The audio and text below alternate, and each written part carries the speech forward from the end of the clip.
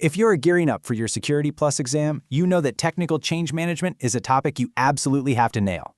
So in this explainer, we're going to break down exactly what you need to know, not just to pass the test, but for your actual career. Let's dive right in. You know, at home, updating your computer is pretty simple, right? A couple of clicks, maybe a restart, and you're good to go. But imagine doing that for 1,000 computers at the same time in a business. All of a sudden, that simple update becomes a high-stakes operation with some serious risks. And that, my friends, is why we have formal change management. I mean, think about it. One tiny tweak to a firewall rule could accidentally block the entire sales team from their most critical app. Or a software update could completely break something for the accounting department right before payroll. The whole point of change management isn't to create a bunch of red tape. It's to stop one little update from causing this massive, catastrophic domino effect across the whole company. So what does this whole process actually look like in the real world? Well, before a technician even thinks about touching a keyboard, they've got to go through a whole series of official steps. And this isn't about slowing people down. It's about making sure every single change is deliberate, it's documented, and it's been signed off on. This workflow you're seeing here, this is the heart of the entire process. A change doesn't just happen. It has to start as a formal request. Then it gets put under a microscope to look for any potential risks. After that, a committee, the Change Control Board, has to give it the green light. And even then, it gets tested in a safe, sandboxed environment before it's scheduled for a time that will cause the least disruption. The whole idea is to make changes safe and, maybe most importantly, predictable. Okay, so what's this actually like for the tech on the ground doing the work? Let's say a ticket comes through the proper channels to upgrade the printer drivers for the entire shipping department. Sounds simple enough, right? Well, as you're going to see on the exam, even a simple job like this has a whole lot of moving parts. With any change you make, security is always top of mind. And a huge part of that is controlling exactly what software can run on company machines.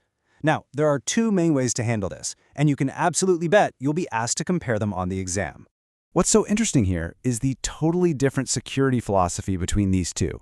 An allow list is like the world's strictest bouncer at a club. If your name's not on the list, you are not getting in. Period. It's incredibly restrictive. A denial list, on the other hand, is kind of the opposite. It's more like an open party, but there are a few specific troublemakers who've been banned. A great example? Your antivirus software. It basically keeps a massive, constantly updated denial list of all known malware. Okay, so our technician is all set to push out these new printer drivers. But, what happens when they find out the brand new drivers aren't compatible with some 15-year-old custom-built shipping application that the company absolutely depends on to function? This is the classic legacy application problem. These old systems are often critical, but they're also poorly documented and a nightmare to support, turning a simple update into a massive headache. And this is where a simple task can just completely snowball. The technician might realize that to update the main firewall management software, they first have to update the firmware on every single individual firewall across the entire company. That's a classic dependency. So what started as one little change request has now ballooned into a much bigger project. And guess what? All of it has to be planned and approved. So what happens when, even with all this perfect, careful planning, an update just goes completely sideways? Because, let's be honest, it will happen. For the Security Plus exam, knowing how to deploy a change is only half the story. You also have to know how to undo it. And that's where your rollback safety net comes into play.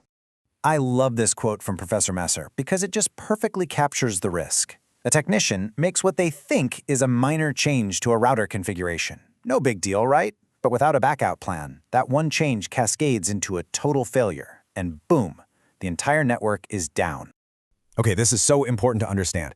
A backout plan is not just some vague idea to undo it. No way. It is a pre-approved, step-by-step, meticulously documented procedure.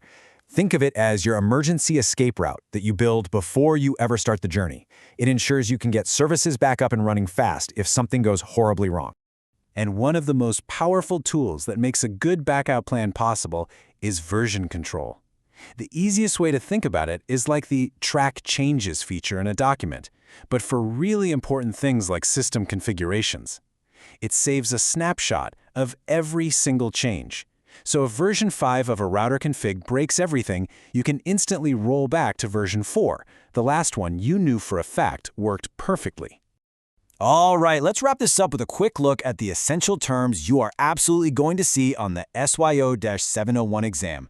Think of this as your personal cheat sheet for change management lingo. Now look, these terms are pulled directly from the CompTIA exam objectives. You have to be able to define every single one of them and really understand how they all fit together.